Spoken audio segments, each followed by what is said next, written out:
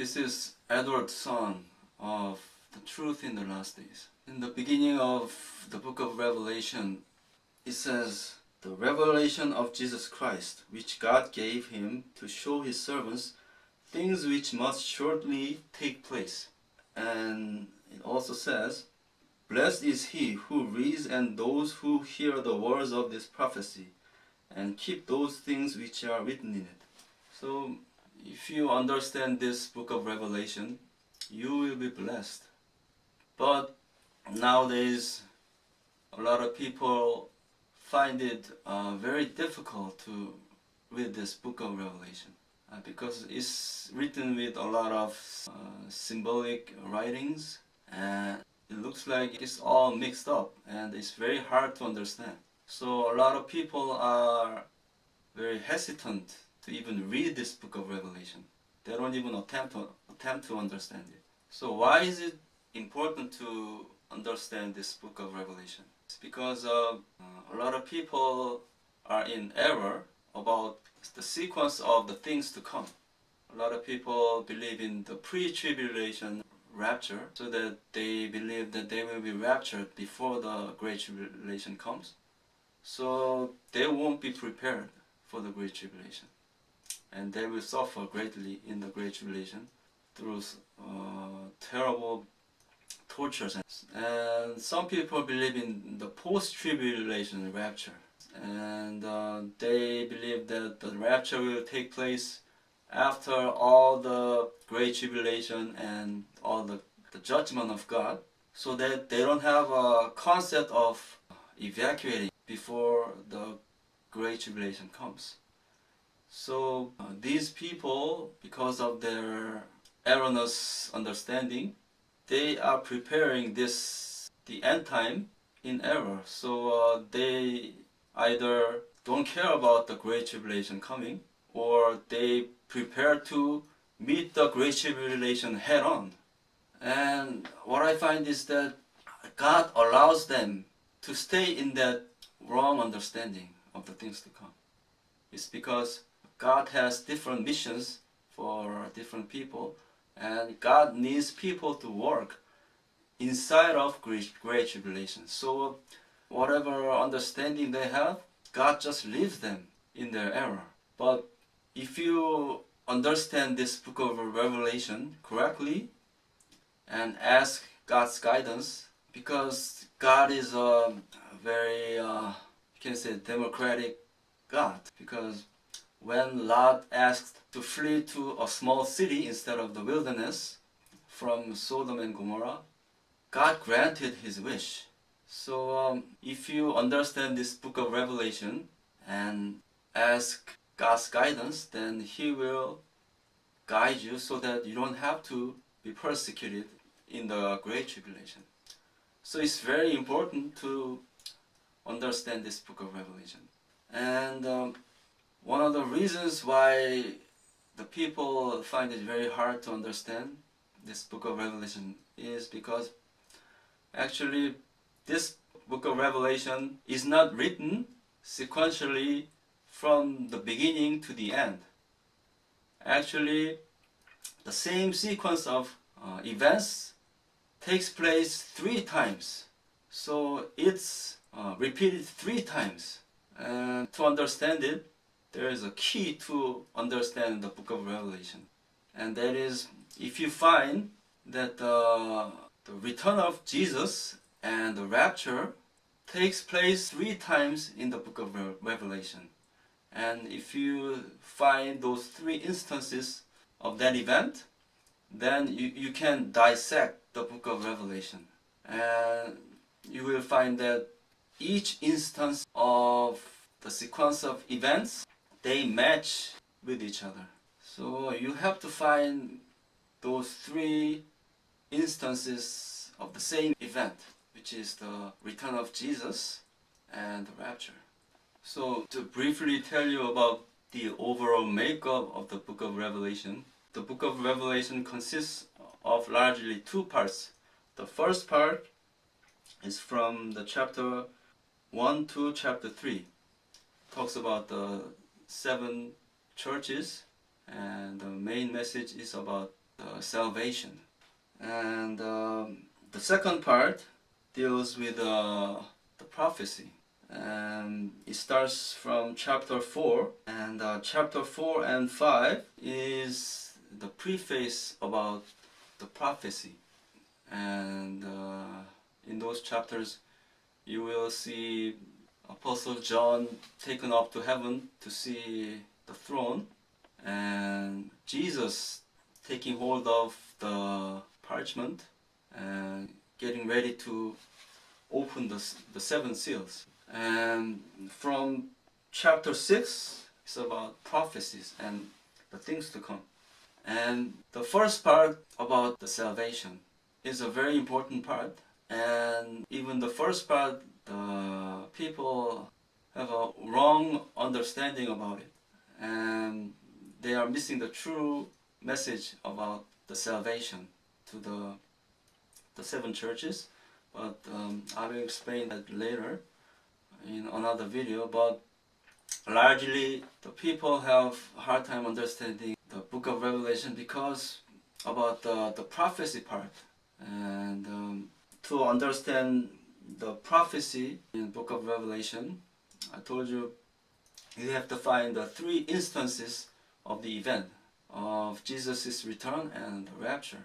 So you have to dissect the second part into three parts. So the first part is chapter 6 to 11, and inside that there is the first instance of Jesus' return, and it's in the chapter 7 verse 9.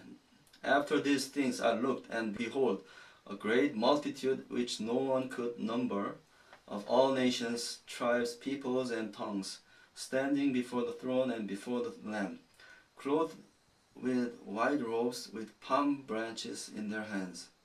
Now, for the purpose of God, God omitted the actual event, the rapture, and Jesus' return in this chapter, but actually what I just read is talking about the people who have been raptured. It's because these people, they are clothed with white robes and they are standing before the throne. It's because they have been raptured or took part in the first resurrection. They are standing already in front of the throne in heaven, and they already wear the white robes. So these are the people who have been raptured.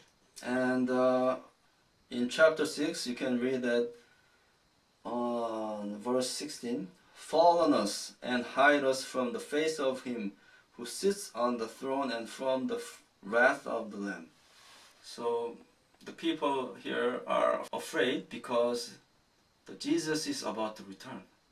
But after this, what follows is people are being sealed on their foreheads by angels. Why are they being sealed? It's because to mark all the people who are to be raptured, they seal them on their forehead. So whoever has the seal on their forehead, they will be raptured. So after they have been sealed, the rapture take place. But for God's purpose, God omitted that scene of rapture taking place. And it jumps to the scene where the raptured people are standing in front of the throne and saying hallelujah. So this is the first instance of the rapture taking place and the first instance of the event, which is the Jesus' return. And the second instance happens in chapter 14. Chapter 14 verse 14. Then I looked, and behold, a white cloud, and on the cloud sat one like the Son of Man, having on his head a golden crown, and in his hand a sharp sickle. So we know that Jesus will return on the cloud to pull up all God's people into the air. And this is saying the Son of Man is sitting on the cloud with sickle to harvest all the people. So this is talking about Jesus' return on the cloud to rapture his people. So this is the second instance of the rapture. And if you read chapter 11, at the end it talks about people giving thanks to God and the temple of God being open and all the judgment of the trumpet, the seven trumpet plagues are ended in this chapter, and you can sense the sense of closure in the end of chapter 11. And in the chapter 12, which is the beginning of the second part of the book of Revelation, and chapter 12, which is the beginning of the second instance of the same sequence of events, and you can see that a new story is starting here. It's about the woman and the dragon coming up and things like that. So in chapter 11, a story is being closed, and in chapter 12, a new story is beginning. You can sense that. And in chapter 14, you see the second instance of Jesus' return and the rapture taking place. And the third instance of the rapture takes place in chapter 19.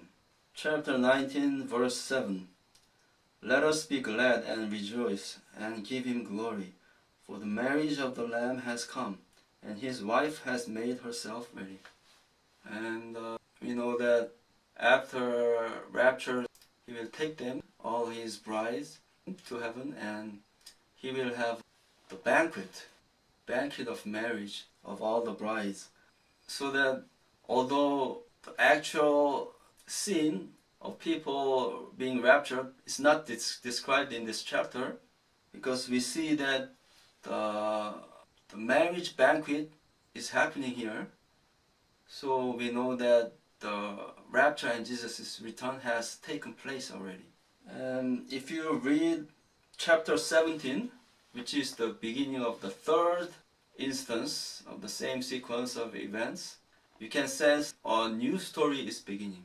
Because in chapter 16, you can see that the seven bowls of judgment is ended, and you can see the same things happening, just as in the end of the first instance, which ended with heaven being opened and a hailstone happening and flashes thunder. The same things are happening in the end of chapter 16, which is the end of the second instance. So you can sense of a closure in the chapter 16 again. And in the chapter 17, a new story is beginning about the woman sitting on top of the beast, and it explains about the woman.